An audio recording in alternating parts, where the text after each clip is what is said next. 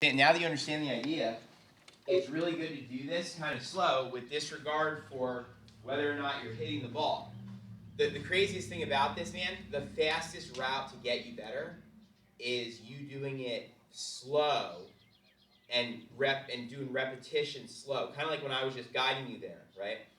Going fast with no awareness when your brain thinks it's doing something different when it's doing the same thing because you're going so fast, your brain doesn't have time to process, so it just defaults to the old movement is not useful, right?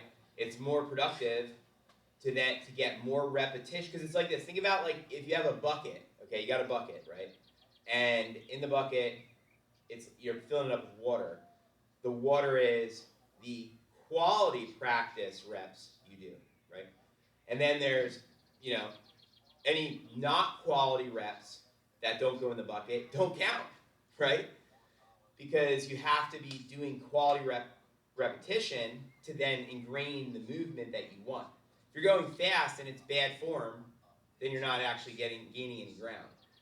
If you're going slow and it's the correct motion, and then you're going a little faster and it's still somewhat the correct motion or pretty close to it, and then and you graduate up, it's going to be faster that you get better. So make sure to do this slow. You want to do this at home, you want to do this at a range, and you want to do it slow.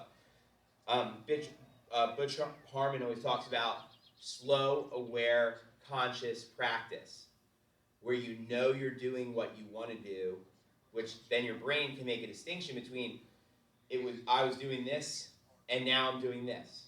And I know the difference, right? Because basically what happens in your brain, there's neural networks, which is a chain of neurons. And so what happens is your brain runs this program for the golf swing in your head, right? When you go fast, it just runs the program. But if you're trying to change the neuro pattern, it's like a new neuron that it has to hit. And so then if it goes too fast, it can't find a new neuron, so it just defaults the old one. But if you go slow enough and you keep hitting the new neuron, and you do that a few times or enough times, then your brain naturally makes that the new default because it keeps happening, right? So that's kind of how this works. So my point is this. I want to see a shot now like this. We're going to sit up, take it back. Remember, wide, straight back, left ear over knee, elbow, brush clear. Sit up, and then right foot around. Then set up to the ball and do the same thing. You're going to go wide, left ear over knee, elbow, brush clear, right foot around. See how I did that? Okay. Got it. All right, so let's try it again.